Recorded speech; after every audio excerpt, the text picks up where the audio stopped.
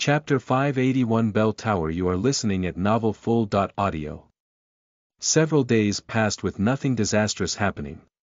Sunny and Cassie spent them inside the small room, eating the food Wealth or one of the echoes brought them and restoring their strength. Even though they were constantly watched, both remained calm and somewhat relaxed. Outside, things weren't as peaceful. Of course, Mordred had not killed again. Doing so would have only compromised his efforts to frame Sunny for the murders. However, the air was so full of tension that one could almost cut it with a knife. With every day of nothing happening, the already frayed nerves of the lost drew tauter and tauter. Fear, unease, and anxious anticipation built and built, mixing under the pressure of uncertainty into dark, viscous, and volatile dread. Sometimes, doing nothing produced the best result. Mordred knew when to push and when to pull too well. With nothing to do but wait for an inevitable attack and nowhere to release the tension, the Lost spent a lot of time staring at the closed doors that led to the quarters where Sunny and Cassie were kept, their face growing darker with each day. Something had to give. At this point, even Pierce and Wealth didn't seem confident in their ability to keep these soldiers under control and battle-ready. The two masters spent the time making their own plans. Sunny didn't know what these plans were, since he didn't dare to send one of his shadows to spy on the formidable Knights of Valor. He had a pretty good guess, though. On one of these days, he noticed that the Lost seemed especially restless.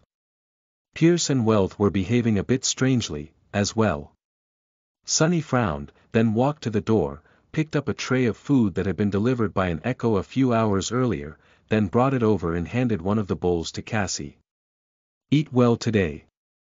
The blind girl gave him a short nod. To an outsider, this exchange would not have looked like anything, but the two of them knew each other very well, no matter how complicated this relationship was. Sunny had let Cassie know everything he needed to convey, and she had signaled that his message was received. Not saying anything else, they concentrated on the food. Although the Night Temple was sealed and cut off from the outside world, it seemed as though the temperature inside had dropped by a lot in the last few days. The cathedral was chilly before, but now, the cold felt intrusive and ever-present. Beyond the black walls of the citadel, November was in full swing. It was at least 1 week past the date when Sunny and Cassie were supposed to rendezvous with the rest of the cohort on the shipwreck island, in case Valor denied them access to the gateway. Sunny wondered how Effie and Kai were doing right now. Were they worried, or waiting patiently, not knowing that everything had gone horribly wrong? There was no way to know. He sighed and looked at Cassie. The blind girl was sitting silently, staring into nothingness. They were close enough for him to see the reflection of his pale face in her beautiful blue eyes. Sunny smirked. Not bad. He had looked terrible after crawling out of the iron cage, but by now, his appearance was more or less back to normal. He felt much better, too. Whatever fate had in store for him, he was ready. A few hours later, the door of their small room opened, and Wealth appeared outside. The master looked at them somberly and said in an even voice, "Lady Kasia, awaken Sunless. The situation has changed a bit. It is not safe for the two of you to remain here anymore. Come. We have to move you to a different location." Sunny stared at her for a few moments, then asked cautiously, Is everything all right?" She lingered, then answered succinctly, "That it will be." Wow. Not ominous at all. Without much choice, Sunny and Cassie stood up and followed the red-haired master. They were led into the main hall of the fortified encampment and through it, feeling the Lost follow them with dark gazes. At some point, several echoes appeared to their right and left, as if to protect them should anything happen. Or to prevent them from escaping, depending on how one was inclined to look at it. The small procession left the stronghold of the Valor forces and entered the corridors of the inner sanctum. They walked through the maze of them and entered a spiral staircase. Sunny looked around tentatively, then asked, "Where are we going?" Wealth gestured down. "The bell tower." She didn't add anything else, as if her answer had explained everything. Sunny scowled, but didn't press the issue. What was the point? The staircase was long and winding, circling the entire tower many times. With each revolution, the spiral became narrower. From time to time, they saw closed doors to their left, but never to their right. Finally, after a while, they reached the end of the stairs and waited as Wealth opened a heavy gate blocking the path forward. Sunny and Cassie found themselves at the very bottom of the main bell tower of the Night Temple. Somewhere below them, a massive bell was swaying gently on an ancient iron chain. The tip of the seventh belfry was narrow, encompassing only a circular corridor and one central chamber. Currently, they were looking at its door. The door was slightly opened. Wealth stopped, then looked at Sunny and gestured forward. "Come inside." Sunny threw a glance at her, then at the echoes surrounding him. He hesitated for a few moments, then sighed, swung the door open, and stepped into the chamber. He found himself in a room built of cold stone. It was dark and full of deafening silence, arranged in the shape of a heptagon. Its 7 corners were drowning in shadows, and at each of its 7 walls, a large mirror frame stood. However, the frames were empty. The mirrors they had once housed were long shattered and gone. Sunny stared at them for a moment. Well, at least it's now clear where those thousands of mirror shards came from. That discrepancy had been tormenting him for a while. In a prison where no mirrors were allowed, where had Mordred found all those shards? Where had the piles of broken mirrors that Cassie saw in her vision appeared from? Now, he had an answer. Satisfied, Sunny lowered his gaze and looked at the figures waiting for him inside the dark chamber. Pierce was standing in its center, surrounded by the rest of the echoes.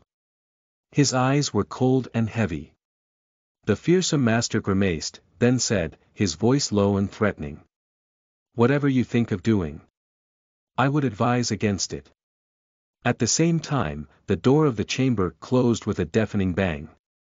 The echoes that had escorted them here were already inside, behind Sunny. Wealth was there, too. She was holding a blade to Cassie's throat. Her expression was dark and calm. Sunny lingered for a couple of seconds, then slowly raised his hands with his palms open. Damn! How very unexpected! What a surprise! Chapter 582. For the greater good. You are listening at NovelFull.audio. Sunny froze, trying not to move a muscle. His face grew pale and solemn. What is going on? Master Wealth. The woman stared at his back, the blade of a slender saber pressed against Cassie's throat. She remained silent, as though unwilling to answer. However, Pierce spoke in her stead, a dark grin appearing on his lips. "Don't worry, we'll tell you shortly." With that, he commanded 2 echoes to step forward. One was holding a large wooden box, its surface engraved with a complicated weave of a beautiful, but disorienting pattern. The other was holding a folded piece of black cloth. Pierce carefully took the box, then placed it on the floor in front of him and closed his eyes for a moment. A loud click resounded from inside, and its lid rose by a few millimeters. He didn't touch it, though. Instead, the fearsome master sighed and took the folded cloth. Sunny stared at the wooden box with a bit of apprehension. "What is that thing?" Wealth finally spoke, her voice cold and even. It is a mirror trap. A very special artifact created by the elders of our great clan. With its help, we can capture and bind the prince." He blinked a couple of times, then forced out a weak smile. "Well, that is good. Right." Pierce snarled. "Indeed, the problem is, the ritual requires some time to be performed. And that monster has proved to be too devious to be held back long enough for it to work. Every time we cornered him, he simply destroyed the vessel and slipped away. Because we were always a step behind, and he was the one in control of the battlefield." The master smiled. "Well, that is about to change." Sunny frowned. Behind him, Cassie suddenly spoke. You want to lure him into a trap. By using us as bait. Wealth shook her head. Not you, Song of the Fallen. Just your companion. He is the one Prince Mordred wants, after all. The other knight chuckled. He is the one who caused all this, isn't it only fair that he would be the one to end it? Pierce took a step forward and looked down at Sunny. I don't know why the bastard chose you as the final vessel, but from his actions, it is obvious that he is fixated on taking your body above all others. Why else would he have gone to such lengths to frame and excommunicate you? Going as far as to risk sneaking into our camp, the Mad Prince is ill and unhinged. If we present an opportunity to possess you, he won't be able to resist. The master scowled furiously. And this time, we will be the ones in control. He won't escape us again. So, you wouldn't mind making a sacrifice for the greater good, would you, Awakened Sunless? Sunny shivered and took an involuntary step back.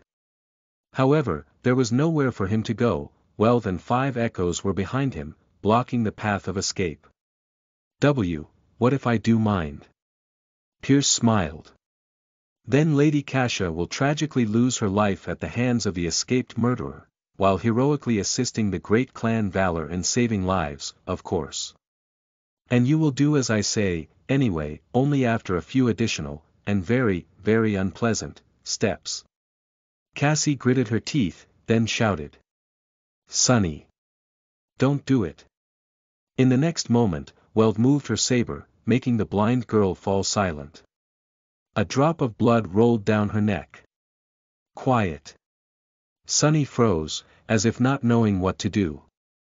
His eyes darted around the chamber, as if searching for something to save him. But there was nothing he could use, only the 2 masters and the 10 echoes, all ready to pounce at him if he were to try something. I. He trembled, hesitated, and then suddenly hung his head, as if defeated. I'll do it. Just don't hurt her. Please. That wasn't too much, right? Cassie struggled in Weld's grip. Sunny. No. He looked back, a solemn expression on his face. When he spoke, his voice sounded stifled and frightened, but also certain and full of resolve. Almost heroic. It's all right. Don't be sad, Cassie. At least this way, one of us will survive. With that, Sunny faced Pierce and shivered. What do I need to do? The fearsome master smirked, then handed him the folded piece of cloth. Good choice. Get down on your knees, first. Sunny took the cloth and kneeled in front of the wooden box. Slowly, Weld moved to stand side by side with Pierce, and the echoes dispersed, hovering near the walls as they surrounded him. He closed his eyes. Now what? Weld spoke, still holding Cassie with an iron grip. Pierce, meanwhile, bent down and put one hand on the lid of the box. Open your eyes. Unfold the cloth, look at the item inside. Don't think of playing any tricks. She moved her saber, making Cassie whimper. Sunny flinched, but remained on his knees. Gritting his teeth, he glanced at the blind girl, then lowered his head and slowly unfolded the cloth. Inside, laying on the black fabric, was a single piece of a broken mirror. Sunny stared at it, and saw his pale reflection staring back. The masters tensed. And then, nothing happened. Well, of course it didn't. If Sunny had thought otherwise, he would have never allowed himself to end up in this situation. In fact, he was pretty sure that he knew what Mordred was planning, and why. For that reason, he believed that staring into a mirror was perfectly safe for him, at least right now. That's why he and Cassie had acted out this little performance, pretending to be frightened and clueless, or at least resigned to their fate. Sunny was actually pretty proud of himself. It seemed that his acting ability had really improved. That last line, especially, such intensity. Cassie had done surprisingly well, too. Pierce and Weld stared at him, waiting for a sign that Mordred took the bait. However, after a few seconds of nothing happening, slight confusion appeared in their eyes, and then a hint of doubt. And then, fear. Weld was the first one to understand. Her face paled, and she suddenly looked up, as if hoping to pierce countless layers of stone with her gaze. And see the fortified camp that they had left behind. Her lips trembled. No. Chapter 583 Web of Lies. You are listening at novelfull.audio. It had taken Sunny a lot of time to understand what Mordred was doing, and why. But in the end, he had succeeded, and thus managed to predict what the elusive prince was going to do, or at least do it with a sufficient degree of certainty to stake his life on it in this desperate situation. Just like everybody else, Sunny had been fooled at first. The initial revelation he had received had to do with the brutal murder of the two guards. It was then that he realized that Mordred was not as insane and perverse as everyone seemed to think. Mordred's grotesque brutality was not the result of an irresistible, unhinged and sadistic compulsion. Instead, it was a cold and calculated strategy that the prince had employed to diminish his enemies, break their spirit, and make their souls susceptible to his attacks. He had weaponized terror itself, and made good use of it. After all, people were most scared of that which was unknown. And what was more unknowable than the mind of a deranged, murderous madman? Mordred had gotten under his skin. Sunny was more resilient to deceit and manipulation than most, but he was also more vulnerable to the schemes of the Prince of Nothing. Their enmity was personal, and as such, involved powerful and destructive emotions. Humiliation, resentment, the sense of betrayal. Such emotions were the enemy of clarity. Sunny had allowed his mind to be clouded by them, and through them, by fear.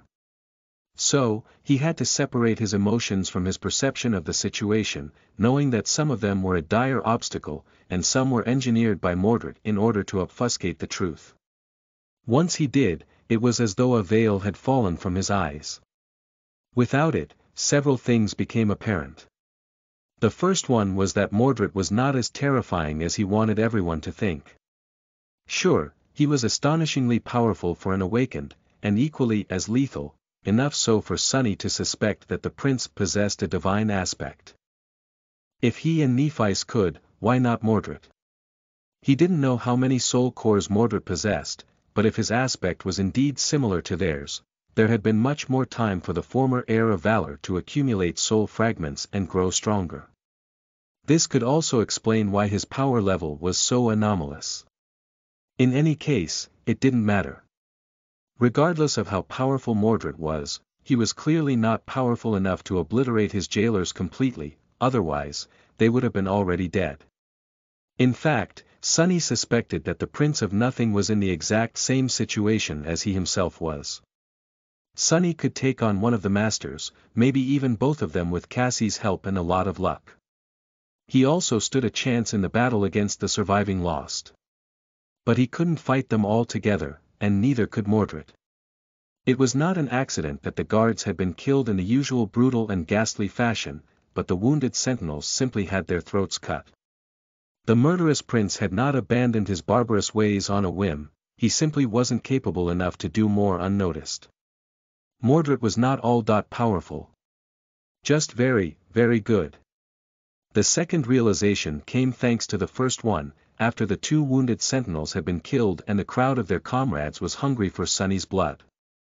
Back then, he briefly considered running away, despite the fact that Pierce and Weld would certainly pursue. And this was it. At that moment, he understood Mordred's true goal. It was not to single out Sunny, separate him from the Lost, and possess his body. No, what the prince wanted was to separate the Lost from each other with Sunny's unwilling help. So that he could kill them, divided. Which didn't mean that he had no plans for Sunny's body. Only that he wasn't aiming for it yet.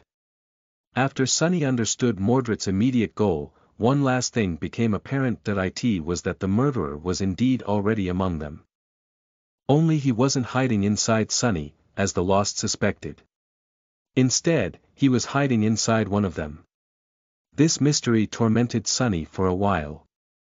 How could this be? After all, Pierce and Weld weren't fools. They had a reason to be confident in their soldiers, and that reason was that none of the sentinels had interacted with a mirror or any sort of a reflection after Mordred's last vessel had been destroyed. Everyone was careful, and watchful of their comrades to keep them safe, too. How could he have possessed one of them, then? The answer was both simple and frightening. Sunny understood it after thinking about the sentinel who had brought food and water to their cage, then lost his mind and tore out his own eyes. The eyes. The eyes were the mirror of the soul, after all. Locked in a small room with Cassie, Sunny couldn't help but notice his own reflection in her beautiful eyes. Seeing his own face staring back at him from their depths, he shuddered. Mordred didn't need a mirror to enter someone's soul. Every human in the Night Temple was a walking mirror, they just didn't know it. Not by chance, but by design. The banished prince had purposefully kept this facet of his power hidden, only using the mirrors and mundane reflections to take vessels, thus creating a false impression that this was the only way he could achieve it. He was a devious monster, indeed. Sunny kept this dreadful guess to himself and tried to deduce who among the lost was the real murderer. He considered both Pierce and Weld, then the only wounded sentinel to survive. Using him as a vessel was just insidious enough for a fiend like Mordred. But then, he entertained the idea that Mordred had not chosen his victims randomly. He had the ability to kill people inside the stronghold, to a much more terrifying effect, so why target the guards first? One of the murdered guards had been a familiar face, the lost who had an aspect that allowed him to see the unseen, like Sunny's shadow hiding in the darkness. Or peer through the veil of invisibility that the female sentinel who had almost cut Sunny's throat, invited him to see Weld and Pierce, and even escorted him and Cassie to the bathroom could create. Yes. Sunny was almost sure that Mordred was hiding in her body. This was how he had been able to kill the 2 guards, and later the 2 wounded, without being seen or heard. The answer was so obvious, the simplest solution was most often the correct one, after all. And so, Sunny had predicted what was going to happen. Mordred had pushed Pierce and Weld into action. With their forces dwindling by the day and no definitive information on when St. Cormac would arrive, the masters could not simply wait. He lured them into leaving the stronghold to take Sunny away, thinking that they were luring Mordred into a trap instead. And while they were gone, the surviving lost had no one to protect them from the monster hiding in their ranks. Weld suddenly looked up, her face growing pale. Her lips trembled. No. Sunny lowered his head and suppressed a dark smile. At that moment, the masters finally understood what he had known for a while. But it was too late. Utterly and irrevocably late. Chapter 584 A Dark Ocean. You are listening at NovelFull.audio. Weld froze, but only for a moment. Then, she threw Cassie aside and dashed toward the door, disappearing in a blur. Sunny was pushed away, rolling on the floor and almost crashing against one of the empty mirror frames. By the time he regained his balance, she was already gone. Pierce growled, then threw a murderous look at him and screamed. "Kill them." With that, he dashed out of the chamber, too, dismissing most of the echoes to take them with him. The fools still hoped that they could save their men. Or avenge them, at least. Sunny also couldn't really be mad at Pierce for ordering their death, he would have done the same. Now that their plan to bind Mordred had failed, the next best option was to make sure that there were no more vessels for him to possess. The sentinels were already as good as dead. That left only Sunny. However, Sunny was not one to let go of the grudge. "Curse you, you bastard." There were only 2 echoes remaining in the mirror chamber. One was moving toward Cassie, already thrusting its sword forward. The other was towering over Sunny, its heavy battle axe raised. Sunny glared at the echo, not amused. In the next moment, a Stygian serpent appeared from the shadows behind the creature, wrapping its long and powerful body around the macabre effigy. Then, its head shot forward, the maw opening to a terrible width. Sharp fangs closed on both sides of the Echo's face, easily piercing through the skull and crushing it with a grisly crunch. At the same time, Cassie rose to one knee and deflected her enemy's sword with a long dagger. A slender rapier flashed from behind her, piercing the creature's neck and emerging from its other side in a shower of blood. Both Echoes fell to the floor, disintegrating into a rain of sparks. From start to finish, they had not made a sound. Sunny rushed to Cassie and bent down, trying to ascertain the severity of her wound. His voice sounded tense and worried. "Are you okay?" There was blood flowing down her delicate neck, but the cut seemed shallow and not at all dangerous. A sense of profound relief spread through his chest. The blind girl nodded. "I'm fine. Go. There won't be another opportunity." He hesitated for a moment, then rose without saying a word, and stepped into the shadows. Cassie was right. There would not be another chance. They were faced with two equal threats. One was the pair of ascended knights, and the other was the cursed hellspawn, Mordred himself. Sunny had to make sure that all three died today. Well, two of them. He didn't know how to destroy the mirror fiend, so leaving Mordred without a vessel was going to have to suffice. Previously, Sunny had left one of his shadows at the precipice of the stairway, and then commanded it to hide. Now, he appeared out of it, turning into a shadow himself, just in time to see Wealth and Pierce shoot past him. Fast. Most of the Night Temple was submerged in darkness now that no one was alive to keep the lanterns aflame. Rushing through it, he followed the masters, and reached the doors of the last stronghold of the Valor forces almost at the same instant as them. Wealth simply crashed through the door, pulverizing it into a cloud of splinters. What met them inside was a bloodbath. The encampment of the Lost was unrecognizable. Before, it had been clean and orderly, somewhat somber, but looking like a well-inhabited space. Now, all Sunny could see was blood. The floor was slick with blood, and so were the walls. Even the ceiling was painted red. All of the hall was one vast, morbid pool of the crimson liquid, with severed limbs and mangled bodies sprawled in it, some of them mutilated so thoroughly that it was almost impossible to recognize them as former humans. The sight of it was revolting and horrid. And in the center of this vile slaughterhouse, a lone figure was sitting cross-legged, a carefree smile on her lips.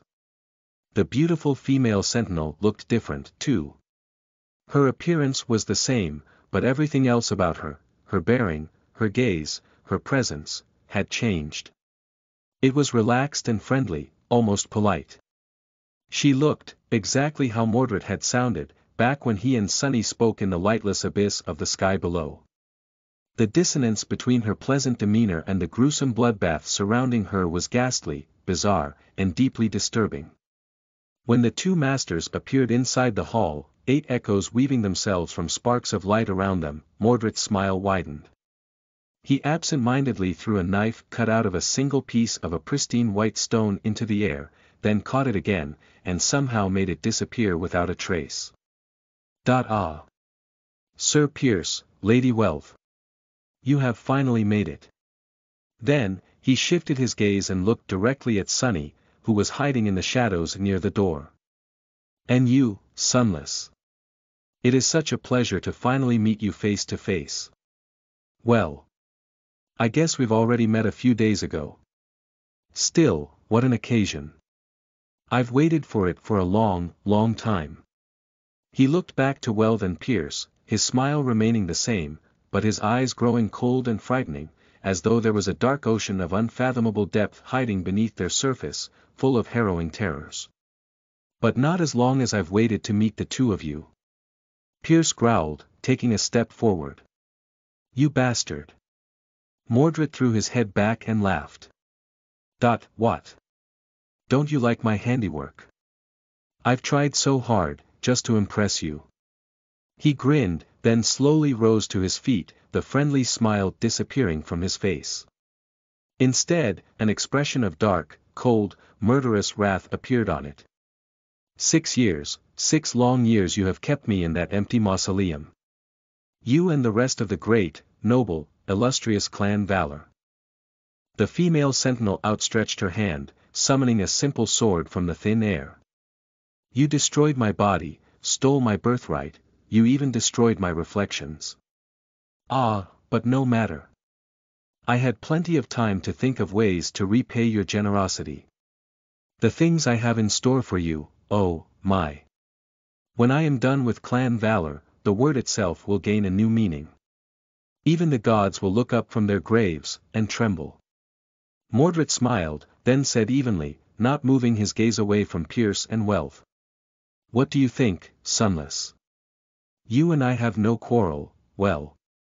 Unless you are still angry about that little deception of mine. I can't really blame you. These two, however, will never let you leave this place alive. Shall we join forces, deal with them, and then escape together? Ah, I could be lying, of course. Maybe I'll just use you again, then kill that little oracle of yours, and take your body. Who knows? Sunny lingered for a moment, then stepped out of the shadows, appearing between Mordred and the masters. Wealth glanced at him with a hint of concern. Pierce grimaced, then uttered through gritted teeth. Don't do anything stupid, boy. This thing isn't even a human. I don't know what was done to him, but he had not been a human for a long, long time. He will consume your soul and wear your body like a suit, and even then, it won't be of any use. Once Lord Cormac returns, even that which remains of you will be obliterated. It's not too late, join us, and together, we can stop this demon. Sunny stared at him for a bit, then glanced at Mordred. Finally, he sighed, took a few steps, and stopped beside the female sentinel. Saint and the Soul Serpent appeared from the shadows to his left and his right. Together, the four of them, Sunny, Mordred, and the two shadows, faced the two knights of valor and the 8 human echoes. I am somewhat of a demon myself, you know. Chapter 585 Clash. You are listening at NovelFull.audio. As the cruel edge started to manifest itself from swirling dark mist and the helmet of the Undying Chain was being summoned into existence, Sunny had a moment to evaluate their chances. The result wasn't too good. He didn't know how powerful exactly Mordred was, but the chances that he was considerably stronger than their enemies seemed to be slim enough to be considered non-existent. Otherwise, the banished prince would not have had to rely on his cunning so much. From how they were positioned and the little details of everyone's gazes, Sunny knew that Wealth was aiming for Mordred, and vice versa. That meant that he was going to have to face Pierce, while Saint and the Serpent would be tasked with holding back the echoes. He wasn't too worried for Saint, who was an ascended and excelled in defense and durability. The Serpent, however, would have to be really careful. Sunny was most worried about himself, though. He was not going to underestimate Pierce. The man was not only a master, but also an elite, a knight of the great clan Valor. He was as formidable as he was deadly. His aspect made Pierce resistant to all sorts of attacks, as well. With this in mind, Sunny commanded 2 shadows to wrap themselves around his body, and reluctantly sent one to Saint. Ascended or not, fighting against 8 echoes was going to test the limits of her ability. That was all the time he had to prepare. Long before the cruel edge finished weaving itself from mist, the blood-soaked hall of the somber cathedral exploded with violence and motion. Wealth's eyes suddenly shone with a hypnotic scarlet light, and Mordred staggered as he was dashing forward. A pained groan escaped from his lips, and his movements slowed down considerably. In the next moment, the body of the female sentinel shimmered and disappeared. Moving with terrifying speed, Wealth lunged forward, then spun, her slender saber colliding against something midair. The clashing of blades echoed amid the black stones, and 2 fissures appeared on the layer of blood covering the floor, as if someone was sliding back, pushed away by the force of the impact. At the same time, the 8 echoes attacked. The creatures moved with the frightening precision of soulless machines, coordinating their assault with enough cohesion to make them a fearsome threat. Although their intelligence couldn't compare to actual humans, the morbid effigies retained enough of the skill of their originals to fight almost as human warriors would.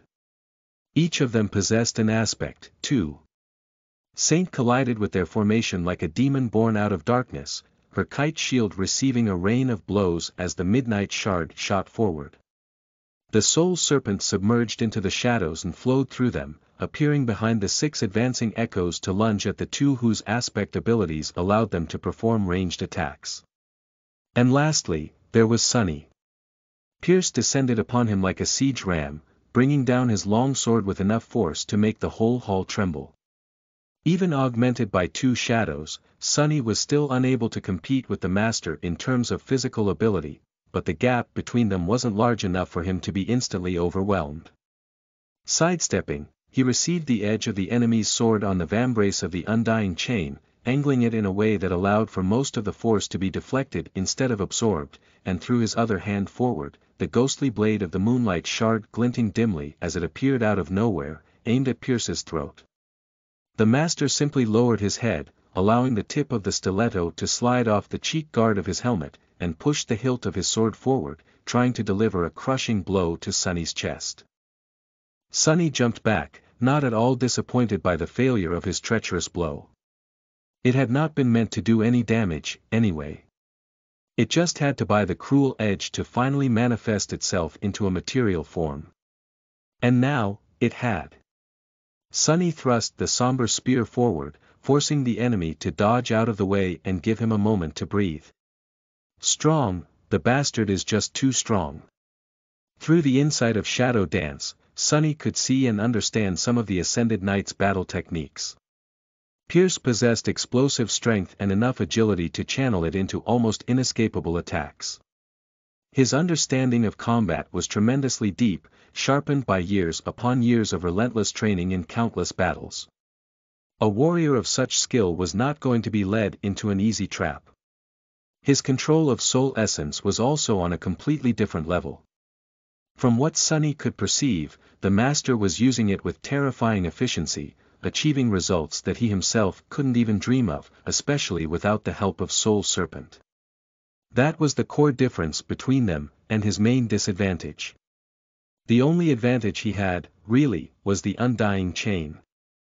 The transcendent armor was durable enough to withstand a few blows from Pierce, and his high divine affinity only made it stronger. He just had to make sure that he doesn't receive the brutal blows directly. His body beneath the bleak steel was not as resilient. Neither he nor Pierce possessed aspect abilities capable of dealing direct damage, so this fight was going to be decided by skill, cunning, and the hidden aces they were saving for the right moment. Problem was, Sunny didn't really have any aces left. At least none that would work on the fearsome master. He was already going all out. Sunny had a split second to check on how the others were doing before resuming the deadly dance of death with Pierce. He quickly glanced to the side, and saw the soul serpent entangled with the 2 echoes, dodging destructive attacks as it slithered around them. Saint was forced into a defensive stance, being barraged by constant strikes as she somehow managed to deflect all of them with the Patient Avenger and the Midnight Shard. Mordred and Wealth seemed to be at a temporary stalemate, too, or at least that was how it seemed. The second master was moving too fast, and their battle was too bizarre to really tell. Sunny gritted his teeth. Curses. He couldn't divide his attention anymore. If he wanted to win against Pierce, he had to focus all of it on him. And make sure that the bastard had no time to pay attention to anyone else, as well. Chapter 586 Cold Steel. You are listening at NovelFull.audio. Sunny used everything he had, moving with unimaginable speed, agility, and precision. Both Shadow Essence and the tenacious blood of Weaver flowed through his body, supplying his muscles with the strength and endurance necessary to perform with such an inhuman level of effort. His mind was aflame, devouring information about his surroundings and the enemy's movements, making lightning-fast decisions, trying to predict countless probable eventualities, and simultaneously studying the sophisticated battle style of the battle-hardened master. And despite all that, he was barely surviving Pierce's unrelenting assault. Every moment, he was just a split second away from death. The Knight of Valor was just too powerful, skilled, and overbearing. His cold eyes were full of calculating ruthlessness and dark, iron-killing intent. They were calm and focused, like that of an experienced predator stalking helpless prey.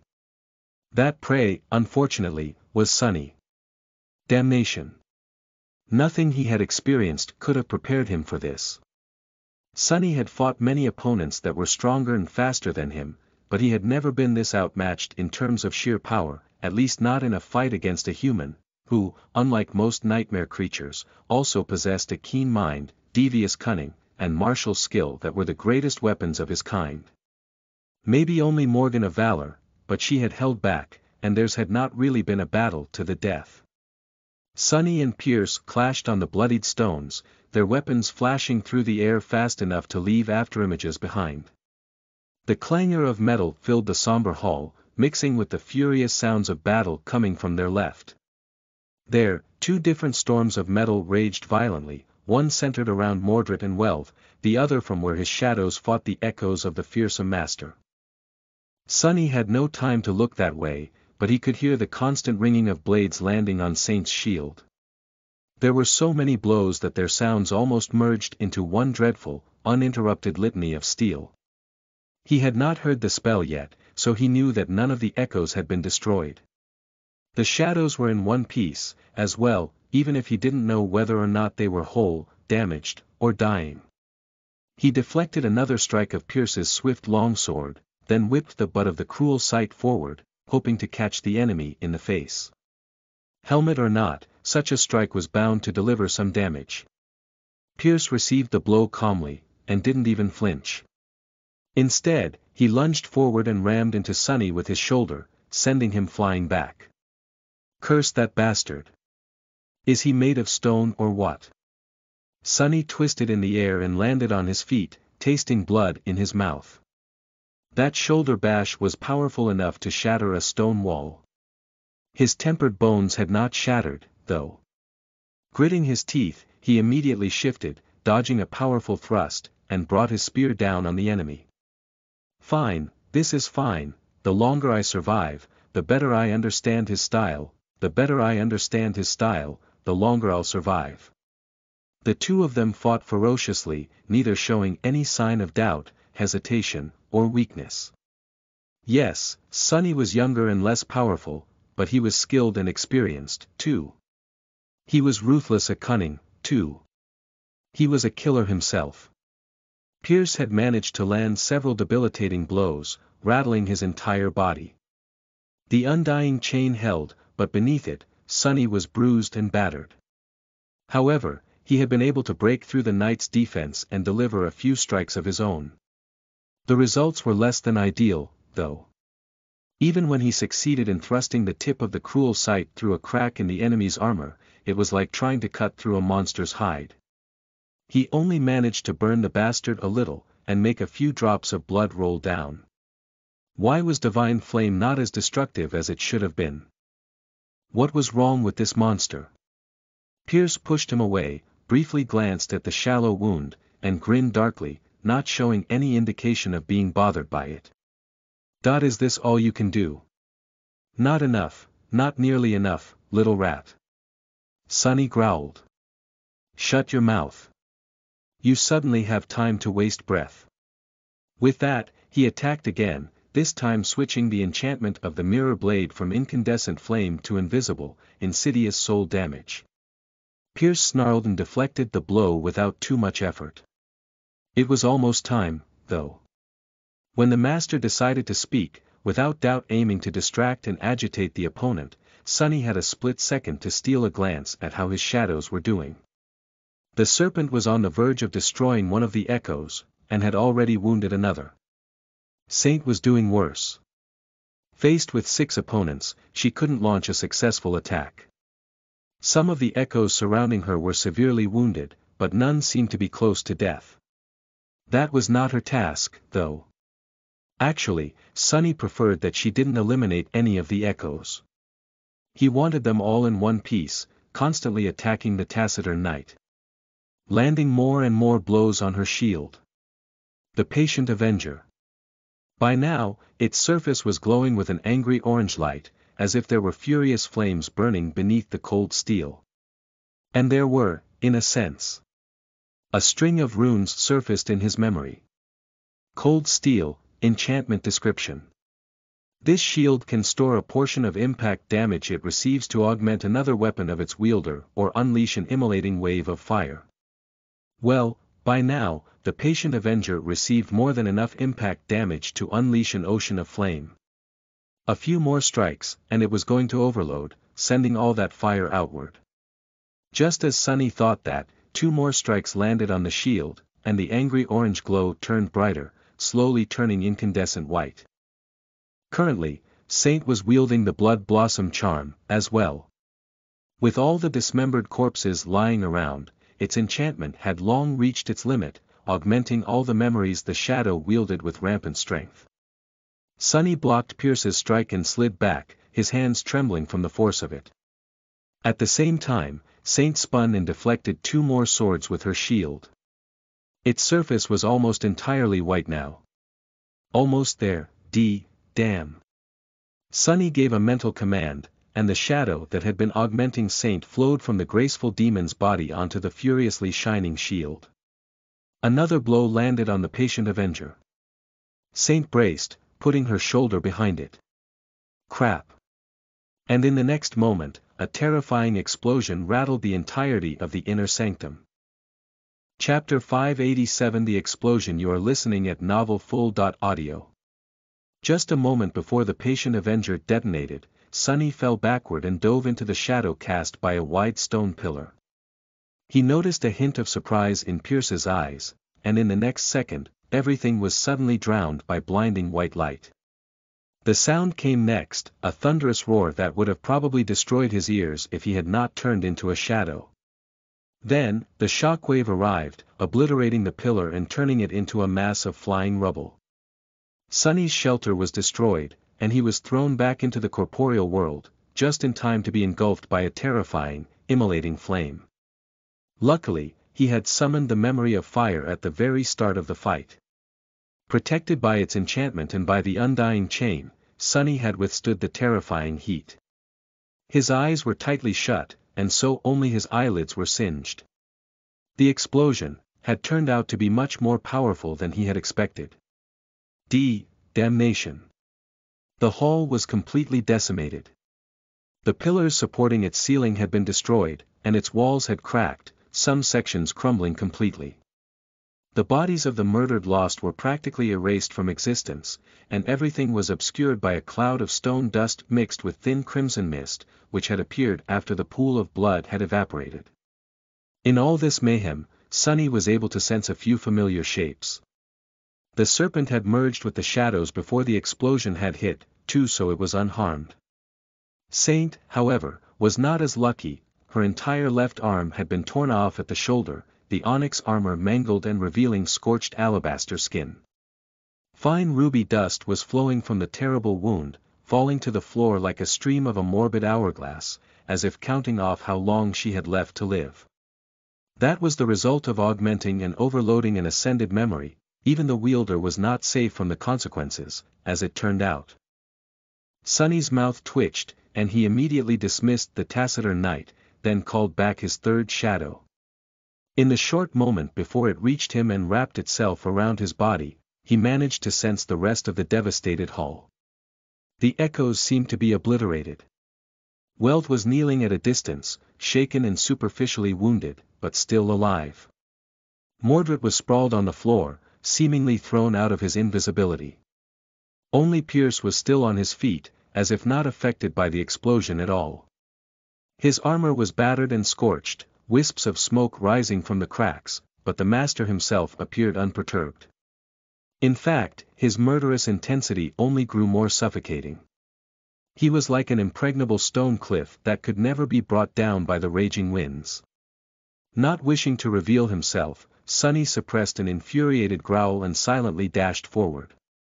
The silver blade of the cruel sight whistled quietly, shooting toward the bastard's heart. However, at the last moment, Pierce shifted and easily deflected the blow with his sword, throwing the spear off course. His armored fist flashed, flying towards Sunny's head. When the blow connected, Sunny was blinded for a moment. His eyes were still closed, but it was as if something exploded behind his eyelids, and at the same time, his mind blanked. He only felt the world spinning. Disoriented, Sunny continued his lunge and collided with the fearsome master. The impact threw them both to the ground in a clatter of metal. They flew back, then collided against the stone floor. Pierce grabbed Sunny by the throat and drove a knee into his abdomen, causing another explosion of pain to spread through his body and sending him rolling over his head and away. But not before Sunny's free hand snaked toward one of the cracks in the Ascended Knight's armor and planted something deep into his flesh. A long, narrow needle forged out of black steel, with gold wire wrapped around one of its ends. Driven with all of Sunny's strength, the heavenly burden sunk into Pierce's flesh almost entirely, with only a few centimeters sticking out of his skin and barely visible in the narrow fissure marring the surface of the knight's armor. Of course, such a tiny needle was not going to wound a master seriously, or even slow down his movements. But damage was not what Sunny used it for. Rolling on the ground, he twisted and landed on his knees, sliding a few steps back and almost instantly regaining his balance. A few meters away, Pierce was already rising to his feet, too. His eyes were brimming with killing intent, and his long sword was glistening as it reflected the flames burning around them. He was ready to finish this fight. But then, something strange happened. The fearsome master suddenly swayed, a confused expression appearing on his face. A moment later, the soles of his armored boots separated from the stone floor and rose into the air. The heavenly burden was the memory Sunny had exchanged for contribution points after helping Master Jet put down the demented awakened, Shadowblade Kurt. Its single enchantment was simple and straightforward. Living beings pierced by the needle would float up, and up, and up, until it was removed. Sunny had acquired it to combine the enchantment with the dark wing and receive the ability to fly out of the sky below, if need be. Which did not mean that it had no other uses. Pierce was rising into the air, his feet already a full meter above the floor. His initial confusion was gone, and he swiftly looked down, at the tip of the needle buried in his flesh. The master's hand shot toward it, but the fingers of his armored gauntlet were too thick and clumsy to dig the needle out on the first try. Sunny had no doubt that he would manage soon. He was also fairly certain that the Ascended Knight possessed at least one memory in his arsenal that would be able to help him either counteract or control the effect of the heavenly burden. However, both of these options were going to require some time, no matter how short. The time that Sunny wasn't going to give him. He thrust his hand forward, sending the moonlight shard flying toward Pierce's eye. Without anything to use as purchase, the knight was deprived of the very foundation of combat ability, the warrior's connection to the ground. He couldn't move to dodge, couldn't control the distribution of his weight to mount an effective defense, and couldn't even use most of his strength. However, Pierce still managed to deflect the ghostly stiletto with his sword, which left him open and defenseless to Sunny's true attack. As soon as the moonlight shard left his right hand, Sunny brought his left up and behind him, used all of the strength the three shadows gifted him, sent a flood of essence into his muscles, and cast the cruel sight forward. His throw was performed with perfect form, just like Effie had taught him. At the last moment, the three shadows flowed from his fingers and wrapped themselves around the somber spear's silver blade. Pierce's eyes widened. The cruel sight shot through the air like a black comet and sunk into the fearsome knight's chest. The force of the throw was so great that it went right through his damaged armor, his tough skin and bones, and then his heart. Still affected by the heavenly burden, the master's body was sent flying up with terrifying speed and impaled on the stones, hanging lifelessly from the tall ceiling of the devastated hall. A stream of blood fell down like crimson rain. Sunny staggered, then supported his weight with his hands and let out a shaky breath. Come on. A moment passed in silence, and then, he finally heard the painfully familiar voice. This time, the spell's whisper sounded like beautiful music to his ears. You have slain an ascended human, pierce. Your shadow grows stronger. Gods! I actually did it. Sunny smiled darkly, allowed himself a second of rest, and then rose to his feet, knowing that the battle was not over. Mordred and Wealth were still there, both as deadly as the damned bastard he had just killed. He dismissed the cruel sight and immediately summoned it again, simultaneously checking on his reserve of shadow essence. Sunny had spent a lot, but not so much as to worry, yet. The soul serpent appeared from the shadows and slithered onto his skin, turning into an intricate tattoo. Still keeping his eyes closed, partially out of caution and partially because his eyelids were burned and hurt like hell, Sunny extended his shadow sense forward and tried to understand what was happening to the other two participants of this hellish battle. Wealth was standing some distance away from him, swaying. Her hands were pressed against her face. Meanwhile, Mordred. Sunny froze. The female sentinel was dead. He had not noticed it before, but she was laying lifeless on the floor, her neck twisted at an unnatural level. How can this be? Something was not adding up. How could Mordred lose his only vessel so easily? He had only fought one of the masters, surely, he had the ability to defeat Wealth one-on-one. Otherwise, what had he been planning to do if Sunny allied with the Knights of Valor? How had he planned to resist both of them, let alone with a third enemy added into the mix? The Prince of Nothing could not have been that weak. Suddenly, a small detail attracted Sunny's attention. One of the sentinel's hands was clenched in a fist, something dangling from it. A piece of a torn chain. Didn't that chain feel awfully familiar? A cold, uneasy feeling appeared in Sunny's chest. He turned his head slightly and concentrated on the last survivor of the Valor forces, searching for. Wealth suddenly laughed. Her voice sounded strange and different. And her amulet. The anvil amulet was gone. The master lowered her hands and smiled. Ah! That is much, much better. Chapter 588 Trustles. You are listening at novelfull.audio. Mordred, he has taken Wealth. Sunny shifted, lowering the cruel sight and slightly turning its blade. His heart was full of unease, his mind in the throes of a dark premonition. The banished prince had already been monstrously powerful, how much more deadly would he become in a body of a master? A few things were now clear, at least. Out of the two ascended knights, Wealth had been the more powerful one. Her aspect possessed abilities that could debilitate her enemies, all the while enhancing her own physique.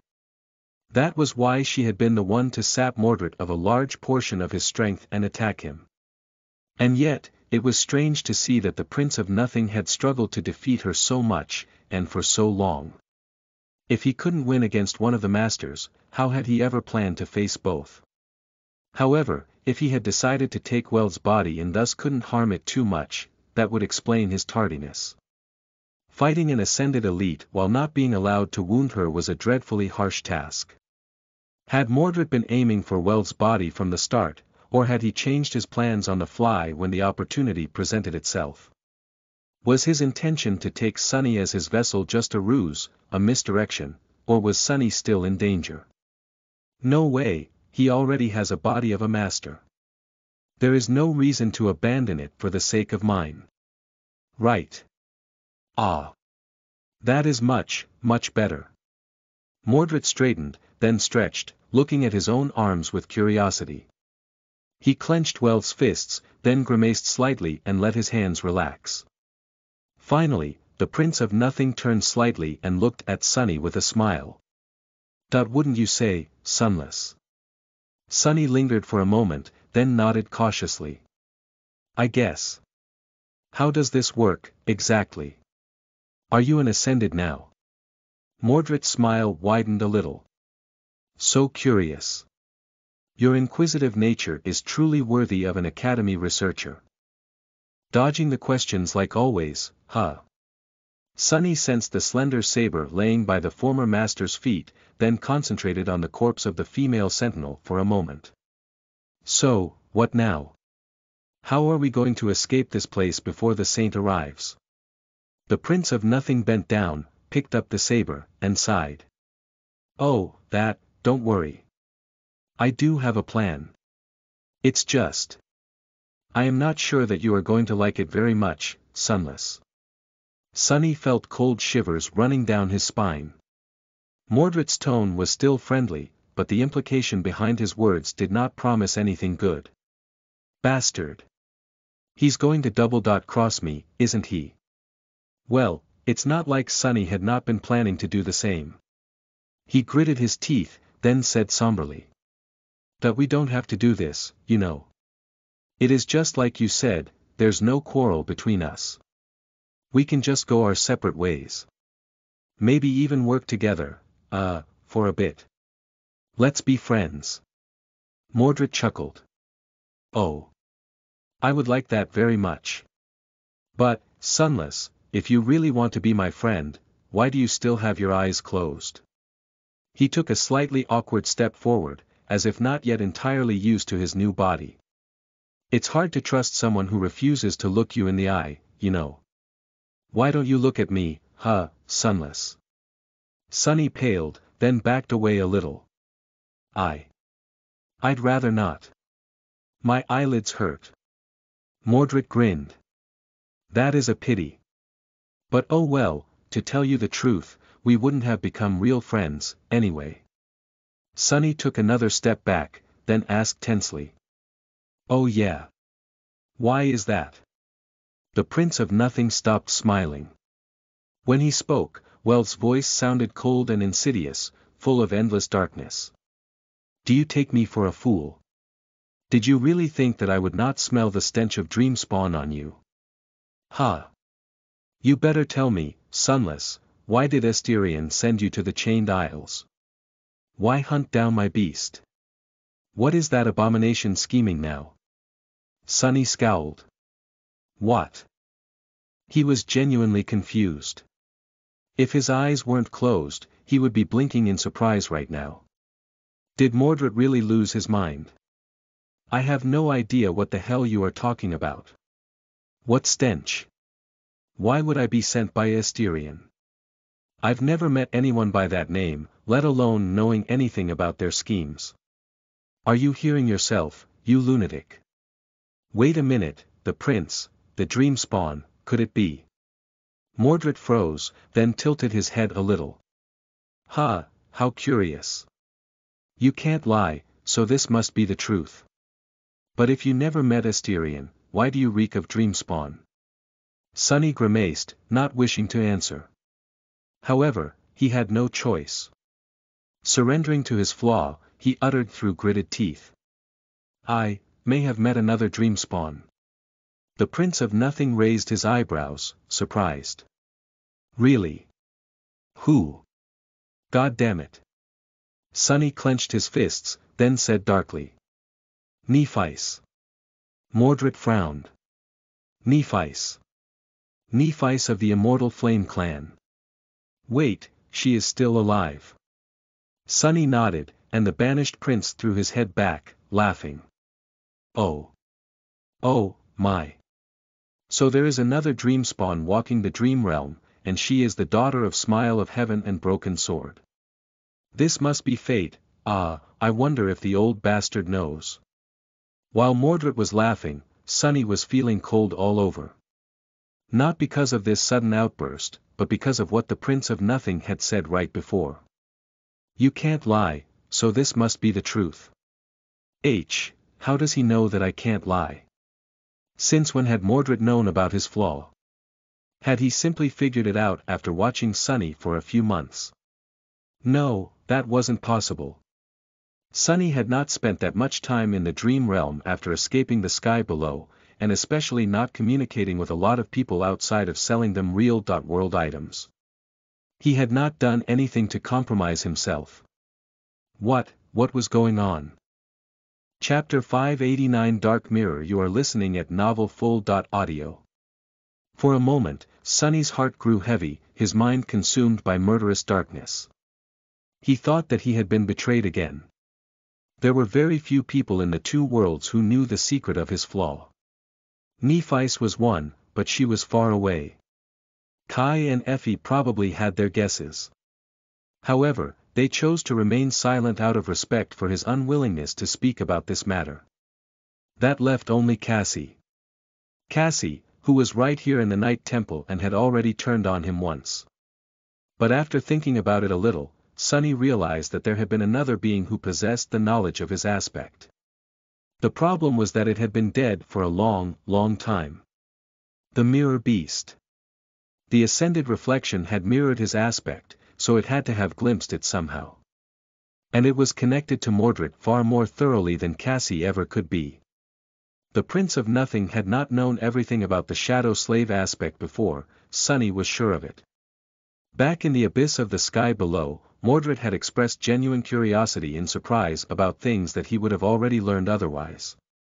Which meant that he had most likely only received that information after the Mirror Shard was brought into the Night Temple. It also meant that he was only informed about what the Mirror Beast had learned, and what had been true then.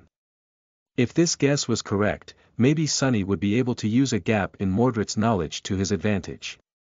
Or he was wrong, and Cassie had really betrayed him again.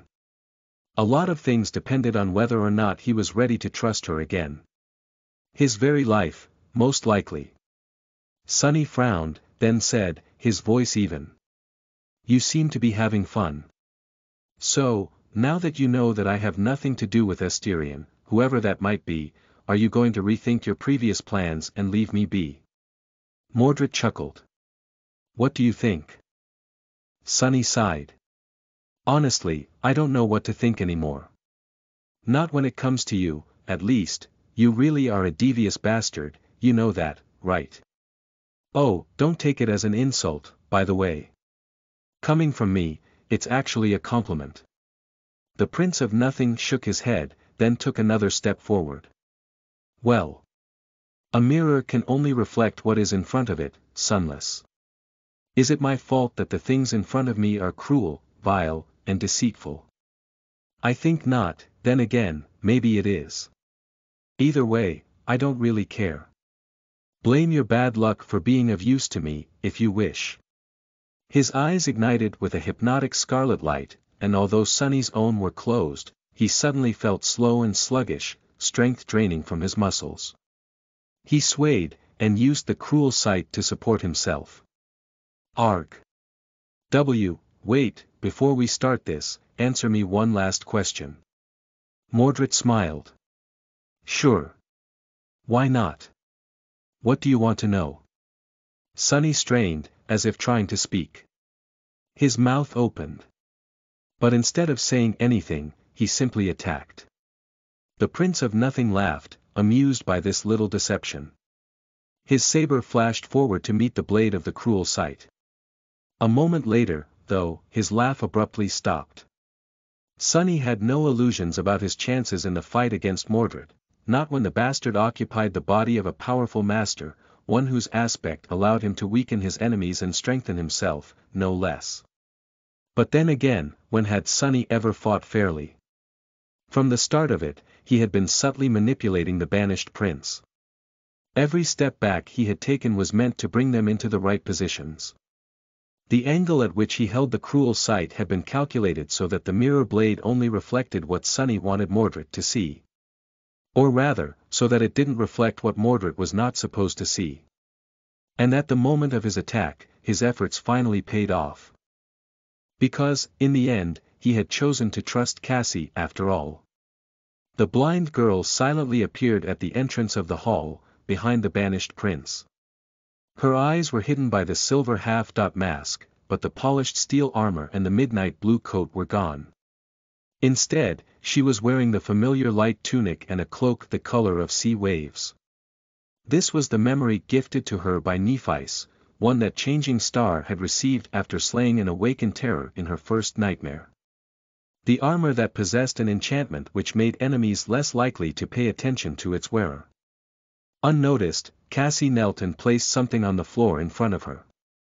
It was a large wooden box, its surface engraved with a complicated weave of a beautiful, but disorienting pattern. The lid was still slightly opened, rising above the lip by a few millimeters. Sunny suppressed a grin. Good thinking. The box had not been part of the plan, but Cassie seemed to have made a correction when a beneficial opportunity presented itself. The moment the blade of the cruel sight met Weld's saber, the blind girl grabbed the lid, threw it open, and then poured her soul essence into the box.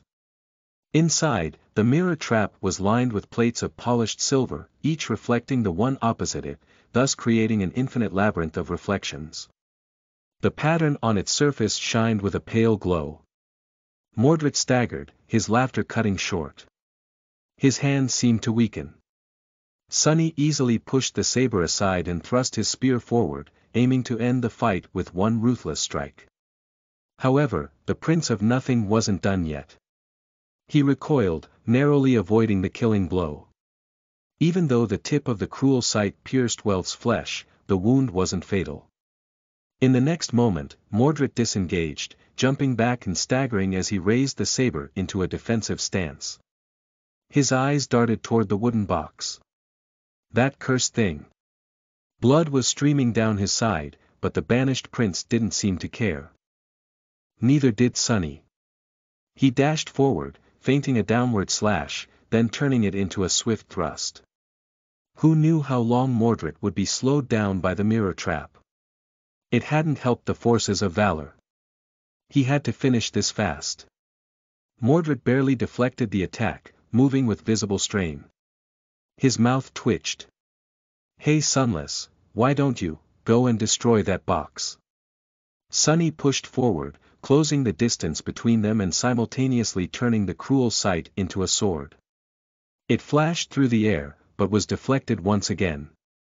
Even with his powers reduced so direly, the prince was still a formidable fighter. Mordred bared his teeth. "No. Ah. But I must insist. Why don't you go and kill that little oracle of yours?" His eyes gleamed with vicious amusement. "Lost from Light. That is your true name, is it not? Do it." Sunny froze. His sword trembled. Then, as his face became pale as a ghost and his pupils widened in horror, he slowly turned, facing Cassie. A strange sound escaped from his lips. Mordred smiled, slightly relaxing his guard. It was at that moment that the cruel sight shot toward his body, easily sliding past the slender saber. Sunny scoffed. "Why don't you go to hell? I already have a master." Chapter 590. The host. You are listening at novelfull.audio. Indeed, it was as Sunny had thought. Mordred had learned his secrets from the mirror shard left behind by his beast. He didn't really know of his aspect, he only knew of its reflection. And that reflection was incomplete. That was why the cunning prince had assumed that he would be able to enslave Sunny by using his true name. Of course, Mordred would have been careful, taking the possibility that Lost from Light already had a master into account, but Sunny was half a step ahead. He had doused that caution by being ready to pretend to be enslaved. And then attacked. The cruel sight shot forward, narrowly avoiding the mirror fiend's saber and sinking deep into his flesh. It cut through the enchanted black tunic, pierced Weld's body, and emerged from her back. Mordred's face contorted, his eyes full of shock and pain. Sunny, of course, couldn't see it, since he was still relying on shadow sense to navigate the world. All he felt was a tremble that went through his enemy's body. A moment later, the Prince of Nothing groaned, a stream of blood escaping from his mouth. Then, he lashed out with the saber, forcing Sunny to stagger back. The cruel sight slid out of the terrible wound, wreaking more damage on its way back. Sunny was slightly disappointed that he had not been able to end the fight right there and then, but it hardly mattered. The wound he had delivered was not immediately fatal, but deadly nevertheless. Now, all he had to do was wait for the enemy to bleed out. Even a master's body was not resilient enough to stem the flood of blood he had caused. Mordred, it seemed, realized the same, and dashed forward in a desperate attempt to kill Sunny before the blood loss made him too weak. Or so Sunny thought. What?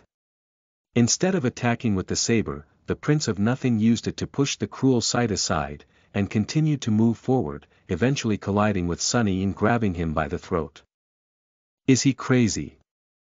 At such a close distance, Sunny had all the advantages. Mordred couldn't slash with the saber, but he could easily bring his short sword back for a killing thrust, long before anyone would have been able to strangle him. This attack made no sense. However, in the next moment, he felt that something was wrong. And then, his chest was pierced by a blinding explosion of pain. Sunny screamed and staggered back, falling to the floor. Somehow, against all logic, the Prince of Nothing seemed unscathed again, the bloody gash on his torso gone. Instead, it was as though Sunny had run himself through with a sword. He could feel a deep wound in his chest, even though the surface of the undying chain remained unbroken. See, curses. Fighting through the pain, he rolled away, dodging the descending saber. Luckily for him, Mordred did not pursue, instead choosing to dash toward Cassie and the mirror trap. Damned wealth. Although Sunny was not entirely clear on what had happened and how he had ended up with a hole in his chest, he had an inkling. Wealth's aspect seemed to be all about devoiding the enemy of their power while enhancing your own, almost as if transferring it. A master had 3 aspect abilities. Was her third ability capable of transferring wounds from her body to that of others? If so, was he going to die by his own sword? No, he wouldn't. Unlike Mordred, Sunny was not going to bleed to death. In fact, he was barely bleeding at all. His body was pierced and heavily damaged, but fortunately, blood loss was one of the 2 causes of death he was practically immune to. The other being broken bones. The evolved weaves of his body would not allow such a thing to happen. Arg! Growling from pain, Sunny stood up and swayed slightly. He didn't feel too well. In fact, he felt pretty terrible. Every breath was torture, and his heartbeat was strange and irregular. Every contraction sent a pulse of suffering rolling through his body. It's all right. I've been through worse. I think. Sunny willed the Midnight Shard to manifest itself into existence, and tried to assess what was happening around him. Mordred was already upon Cassie, his saber flashing toward her neck. The blind girl met his attack with a skillful block, the quiet dancer ringing clearly as it deflected the enemy's blade. The blind girl survived. However, she was pushed back, away from the mirror trap. As soon as her hand left the surface of the wooden box and the flow of soul essence was interrupted, the glow of the engraved pattern shimmered, dimmed, and was then extinguished. Mordred sighed. Not bad, guys. Truly, a valiant effort. He glanced at the mirror trap, and then brought the saber down on it, turning the box into a pile of splinters and mangled silver plates. Sunny shuddered. Crap. Released from the burden and back to the full might of his stolen body, the Prince of Nothing inhaled deeply, an expression of delight on his face. Then, he turned to Sunny and smiled amicably. Now, who should I deal with first? At that moment, the austere Tachi finished manifesting itself into existence. The unbroken enchantment activated, filling him with newfound power. Its effect wasn't as incredible as when he had been a mere sleeper, but still quite pronounced. Holding the Midnight Shard in one hand and the Cruel Sight in another, Sunny willed the mirror blade to ignite with the incandescent light of the divine flame, and grimaced. Come here, your Royal Highness. I can promise to kill you quickly. With Sunny in front of him and Cassie behind, Mordred laughed. So fun, what a pity. I am really going to miss you, Sunless. With that, he blurred and was suddenly just a step away, the slender saber falling down with terrifying speed. The 2 of them clashed, with one attacking and the other desperately trying to defend. The ringing of steel merged into one deafening sound. Sunny cursed. Although it seemed like an eternity, in fact, just a second had passed. The quiet dancer had not even had time to reach them from the other end of the hall to help. And he really needed help. Perhaps if he had not been wounded and under the debilitating effect of Wealth's aspect, Sunny would have been able to hold his ground against the deadly prince. With 3 shadows wrapped around his body in the gift of the Unbroken, his prowess would not have been much less than that of a master. But as things stood currently, fighting against Mordred was like trying to fend off a tornado. He barely managed to deflect the killing blows, but couldn't do anything against the rest of the rain of ruthless strikes. The Prince of Nothing fought with terrifying skill and purpose, not leaving Sunny any chances to retaliate. Well, what else did he expect from the heir of War God? The bastard truly lived up to his lineage. The undying chain held, for now, but Sunny knew that it wouldn't be able to protect him much longer. Even when the quiet dancer joined the fray, things didn't change much. Sunny thought feverishly, trying to come up with some trick, some way for him to survive and prevail. But no matter how hard he tried, he couldn't think of anything he could do to win this fight. It all seemed hopeless. Slowly, a creeping fear settled in his heart. Ignoring the terrible pain nesting in his chest, Sunny gritted his teeth and continued to resist with all his might, all his cunning, and all his will. And it was then that Cassie's voice suddenly reached his ears. "Open your eyes." He shivered, suddenly experiencing a feeling of a terrifying déjà vu. What, has she lost her mind? "Open your eyes, open them, Sunny." Was Cassie hysterical or planning to kill him? Why else would she give him such stupid advice? Sunny couldn't come up with one logical reason to listen to her. In the end, it all came down to a question of blind trust. He sighed, then strained his singed eyelids and slowly opened his eyes. Mordred's figure came into focus, a surprised and joyful expression on his stolen face. Sunny saw his reflection in Wealth's eyes, clad in the bleak steel of the undying chain. No, it wasn't him. There was another reflection hiding even deeper, almost lost in the darkness, and then, it was gone. Something cold and alien entered him through the reflection, sinking deep into the dark depths of his soul. A moment later, the world disappeared.